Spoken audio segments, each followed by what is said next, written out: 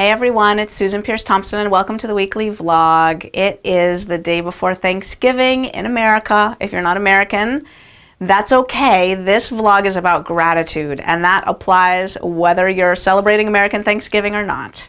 For those who are in America and are thinking about Thanksgiving, you can watch last week's vlog if you want all of my tips about how to have a bright line Thanksgiving. Last week's vlog, I also mentioned a challenge for a squeaky clean, bright line Thanksgiving. So go watch that vlog, post below it if you want to take the Thanksgiving challenge. Today, I want to focus on gratitude. I don't know if you know this, but there is a huge science of gratitude. There are scientific papers being published every month on gratitude. It's amazing. And here's what they're finding. Gratitude is about way more than just giving thanks or saying thank you. Gratitude is a way of seeing the world. And with practice, we can experience an attitude of gratitude more deeply, more often. It takes practice. And here's what research is finding.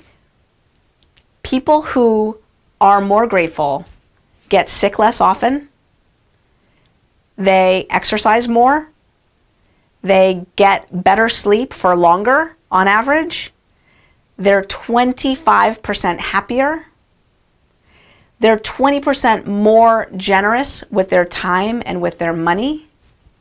They have better relationships. They're more forgiving. It is worth it to develop an attitude of gratitude. Now, there's also a scientific study of dispositional gratitude. It is true that some people are naturally more grateful than others, but it is also true that gratitude can be successfully cultivated. So research showed that just 1 week of doing the 3 good things exercise resulted in people being happier that right away, a week later, a month later, and 6 months later. So what's the 3 good things exercise? The 3 good things exercise means every night you put pen to paper and you write down 3 things that went well that day. 3 good things from the day. Could be big, could be small, doesn't matter. And then right next to each one, you write down why they went well. So maybe you're focusing on a small thing. You had a delicious cup of coffee that morning. Okay, so you write that down. Cup of coffee was especially delicious. Why? Well, my spouse took the time to go buy those delicious organic fair trade beans at the farmer's market, those coffee beans that I just love, and I ground them up fresh. So your spouse doing that extra sweet errand for you resulted in that good thing happening. Boom, that's number 1. Could be a huge thing. My niece was born today. Amazing. Why? God blessed my sister with a healthy child. If you want to go that way. Or, my sister did really good work on her marriage and she and my brother-in-law are doing amazingly well and now they are celebrating their love with having a child. Whatever you want to write down there, right? 3 good things from the day. I've been doing the 3 good things exercise for years, and what I want to say about it is it works, it's powerful, and it needs to be switched up every now and then, because if you put pen to paper with the intent of cultivating gratitude every single night, you'll want to switch up the way you do it, otherwise it'll get stale. So here's some other ideas if you want to start a nightly gratitude practice. You could write the alphabet A to Z and find 1 word that you're grateful for every letter of the alphabet. Another exercise you could do is, this one's really good if you're feeling grumpy, if you're feeling annoyed, if you're feeling angry, if you're feeling crabby. Find the source of your anger, your grumpiness. Is it work? Is it one of your kids? Is it your spouse? Is it your health? And then write a gratitude list for everything you can think of that you love about that person, place, thing, or situation. So if it's your health, write a gratitude list about your body.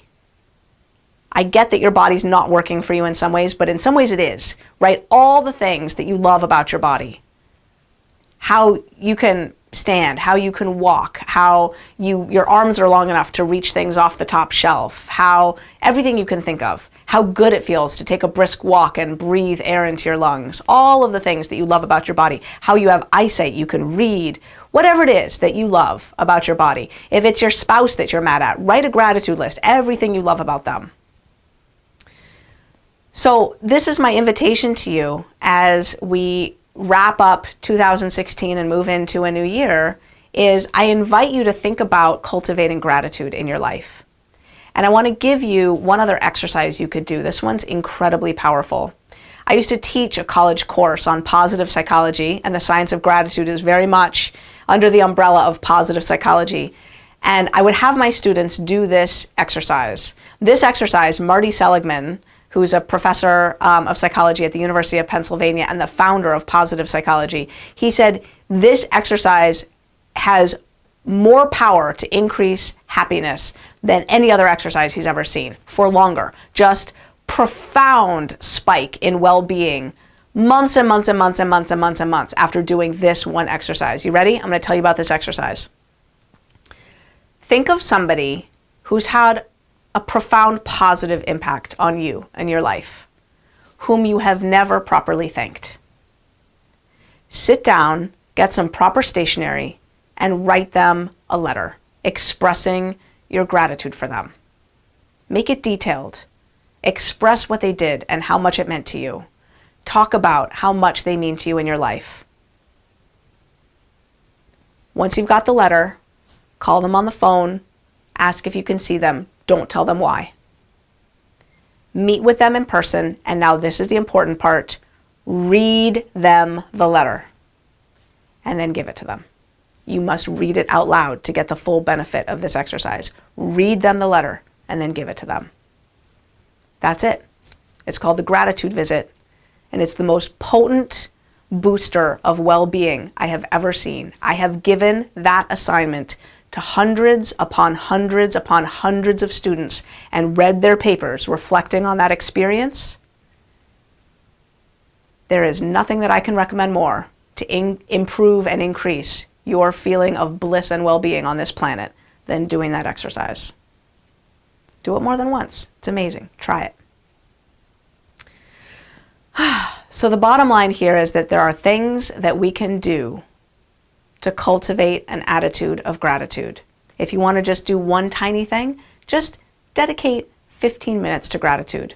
Whip out a piece of paper, grab a pen, and just write for 15 minutes everything that you're grateful for, everything that's good about your life, all the people that you love, all the things you love to do, all the ways that life feels wonderful. Just write about it for 15 minutes.